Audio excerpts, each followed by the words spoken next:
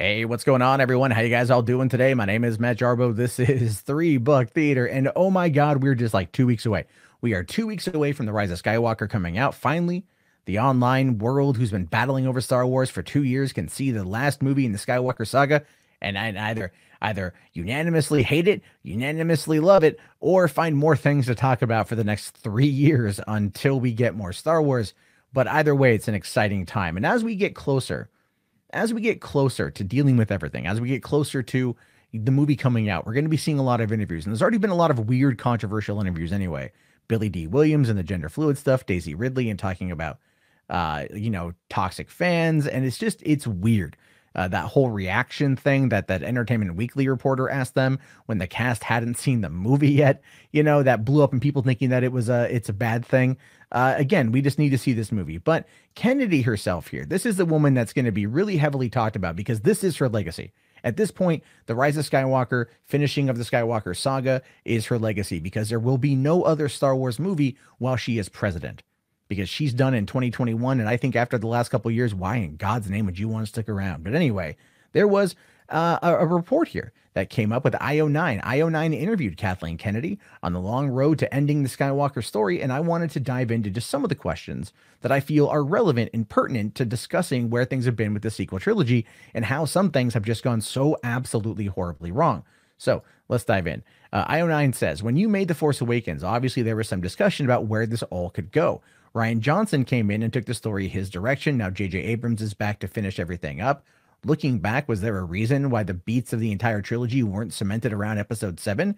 And that has a lack of structure been a benefit in retrospect, which is a fair question, by the way. And the fact that IO9 actually asked it is just, wow, I'm like impressed. But listen to her response because it's an evasive non-answer and it actually kind of drives me up the wall.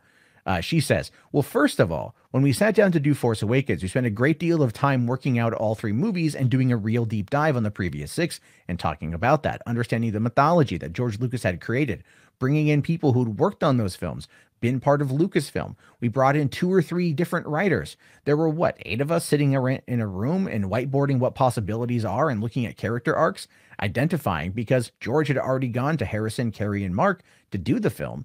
We already knew what was given, and we were bringing them back into the trilogy, and we were introducing new characters, so we had a sense of where this whole thing was going. So if you had a room, this is what I don't get. If you had a room where you were whiteboarding out basically the entire trilogy, because you had to start setting up the arcs, and then you had to get them to their natural conclusion, so when you start working on the arc, you're not just going to get to one chapter and drop it. You're going to have to keep going in order to see if there's any other little elements you need to tie into that movie in order to see them play out down the road, right? It's this classic storytelling in this regard. I get it. You get it. We all get it. Let's move on.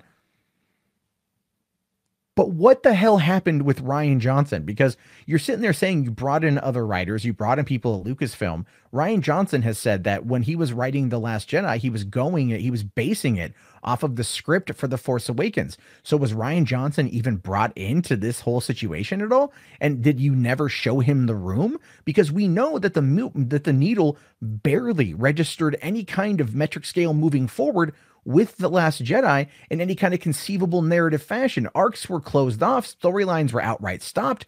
I mean, what the hell's going on here? Now, granted, look, I will be fair. I will be 100% fair here. Those questions that we all have, and I'm sure JJ's aptly aware of them, could be explained in The Rise of Skywalker. They could be. They could actually be explained in a way that does make The Last Jedi a better movie, and that is possible. Let's not rule that out, that they could go back and retcon enough in order to make it at least work. And if they do that, if they find a way to make that work, I will be very happy. It won't really make up for Rian Johnson's movie, but it will at least make it palatable, which is what I think a lot of fans are looking for. Anyway, her answer does go on. But the important thing is I like to look at where the first 3 movies that George did, where he had different directors, he was really serving as a producing role in that. And we're doing the similar kind of thing, which is identifying genre and really allowing a filmmaker, and in the case of JJ and Ryan, huge Star Wars fans, and allowing them to get immersed, to find the center of the story, and then to make it their own. It's obviously important, as George has always said, to have meaning in these movies. As a director, I think every director should have something to say in what it is they're trying to do, and they need to find what's personal for them, in addition to something like Star Wars, which has this incredible fan base that cares so deeply that we want to believe that we're as immersed in the process as they are, and that we're looking at the nuances and importance of the mythology as they are. And I can tell you that this is absolutely what goes on. It's endless conversations along those lines. And you can sit there and argue to the cows come home. You can admit to the cows come home. There were conversations all the way through. They even talk about pushing themselves later on in the article, that they really pushed themselves with this movie. But I'm still going back to that original, that 8 people in a room with whiteboards planning the whole damn thing out. Where was Rian Johnson in that? Obviously, he wasn't there. Obviously, he wasn't there. Neither was Colin Trevorrow. And that actually does come up in the interview. But they never brought up Rian Johnson as his movie as being a negative. And I find that to be very weird. We're finding out, for some reason, there's like this massive bubble around Rian Johnson. No one in Hollywood wants to call out the movie for what it was. Narratively terrible. Nobody wants to do that. And I don't freaking get it. I just don't. Anyway, now she does finish up here because this is a long answer. When the interviewer said cemented, she said, "So you say cemented. I don't think anything's ever cemented with Star Wars. It can't be. It's so rich with possibility that you don't want to reach a point where you think you've made a decision and then not leave yourself open to exploring other possibilities and other considerations. And when you've got a lot of smart people in the room who are all Star Wars fans, that's never going to stop. And I've certainly found in the 7 years now that we've been doing that that's what makes this so much fun, as we add people to the family and those voices become important voices in the creative process." Like, oh my God. Okay. That's like, I mean, think about that. For one, they said that they had a plan and then they just kept listening to new people. And that's okay. Like, that's a problem there, right? That's too many cooks in the kitchen. She basically just laid it out. Too many cooks in the kitchen, and new voices come on in and new voices go, maybe that's not going to work. And they had trouble locking down a plan. And that's exactly what happened here. From what it appears, from what she's saying, is that they could never lock down a plan. And that just, anyway, Michelle Rejwan here says, and I can say this movie in particular had such a tremendous challenge in synthesizing not only the trilogy, but 9 films, the whole saga, and to deliver a sense of not only emotional satisfaction, but inevitability while retaining that feeling of surprise as well. It was of the utmost importance to us from the very beginning that was part of why this movie was so challenging, because you're bringing all of those threads to a great conclusion, all of those character arcs that have been from 1977 and beyond. So we feel it delivers on this satisfaction, we hope. Now, Michelle Rejwan is the woman here in the pink coat. She came in to Lucasfilm as a senior VP of, I think, live action production, and she came over from Bad Robot. That's where she started working with JJ as an associate producer on Super back in 2010, 2011. And then she was brought over through this process, and she's taken over jobs over at Lucasfilm right now. And so she's clearly trying to make a name for herself as a producer. I kind of feel like she's going to kind of be the fall guy here. If this one falls to hell, we don't know, but I kind of feel that way. Anyway, the interviewer goes on to ask the question. Now, obviously, J.J. Abrams wasn't the first director attached to this movie. So without spoiling anything, what was it about Colin Trevorrow's version that didn't work? And Kennedy says, well, I wouldn't say it didn't work. Colin was at a huge disadvantage, not having been part of The Force Awakens. And in part of those early conversations, because we had a general sense of where the story was going. Like any development process, it was only in the development that we were looking at the first draft and realizing that it was perhaps heading in a direction that many of us didn't really feel like quite where we wanted it to go. And we were on schedule. And we were, as we are often with these movies, and we had to make a tough decision as to whether or not we could get there in time or not. And as I said, Colin was at a disadvantage because he hadn't been as immersed in everything that we'd been starting out in episode 7. So hold on.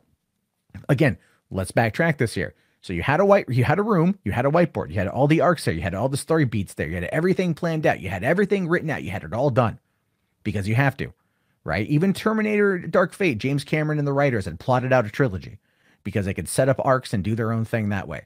And that's what they wanted to do. In this particular case, that happened. They had a room, they had the arc. So Rian Johnson came in, basically derailed everything. And yes, I do put the onus of this on him, but the responsibility falls on to Kathleen Kennedy for allowing it to happen. And then she kind of says here, well, Colin didn't have, he was at a disadvantage because he wasn't there during when we were doing the plotting process during The Force Awakens. So he wasn't there for that. So he wasn't able to really kind of grasp the concept. That's such a BS answer. Because, you know, if you already have the story beats, you give him the story beats, the beginning, the middle, the end, the points he has to hit, and then you let him do his thing. I want to know if Rian Johnson was given the exact same treatment. We don't know, and I wish this reviewer would have asked them. If I ever get the opportunity to ask that question, I will ask that question, because I, as a fan, and I'm sure you as a fan, want to know, Where did this go wrong? Where did this fundamentally break apart? Where did this thing take a crap? That's what I want to know. And I'm sure you want to know that too. And of course, we're not going to get any of that information because we're just, no one wants to ask that question. No one wants to ask that fundamental question, that Pandora's box question, because when you ask it and it gets answered, and I'm telling you, this is Pandora's box. If you open it up and it exposes a lot of this BS that they had no real plan, that Johnson could do what he wanted, that Johnson really screwed things up, it doesn't look good for Kennedy, who's trying to solidify her legacy on her way out the door. It really, really, really is. Anyway, finally here, this is an interesting one, talking about the Emperor being brought back in, because I'm actually totally on board with the Emperor coming back, by the way, because I think it's a cool concept, and I think what they're trying to do makes sense without invalidating the original trilogy, which is some people's concern. Anyway, IO9 asks, one of the big decisions made by JJ and Chris Terrio was bringing back the Emperor in some form. Was there a worry that bringing back the villain of the previous two trilogies would undercut the endings achieved in those two trilogies? Michelle here says, I think that there was a feeling of inevitability that Palpatine had been part of all three and in the bigger picture of 9 movies. He had been there from the very beginning, and his presence in this movie, we will not spoil that. But when you see it, it does feel to us, not only does it have a feeling of inevitability, but the ending of where we last left him in Return of the Jedi was very important to JJ and Chris and to all of us. We discussed it at great length, so no, I don't think so. I think that it definitely feels as though it is in the DNA of the 9, and it feels appropriate to have his presence be in this movie.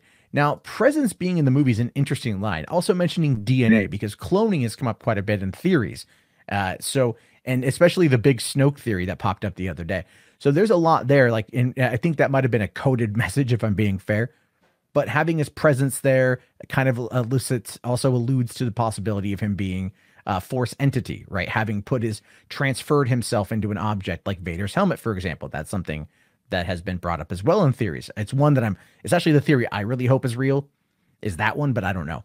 And so when we look at the idea of what this interview says and what it means in regards to Star Wars: The Rise of Skywalker, it's obvious that they had issues with trying to get to the finish line.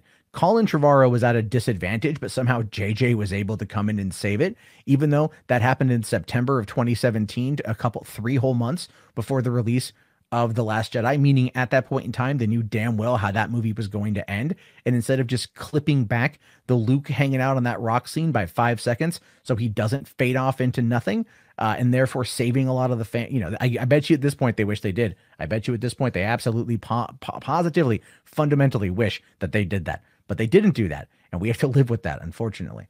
So that's kind of how I view it. I view it like that, where it's like they are trying to fix where the mistakes went wrong. And I'm excited to see what they do with it. The leaks paint one part of the picture, but not everything. Because a movie is not just story beats. A movie is also performances. It's also the effects. It's also the score. It's the editing. It's the pacing. It's everything.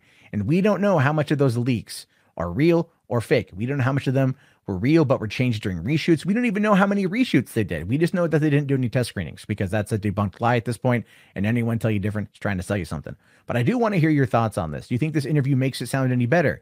Do you think it makes it sound any worse? Do you think it just makes Kathleen Kennedy seem as incompetent as humanly possible in regards to trying to finish up this saga?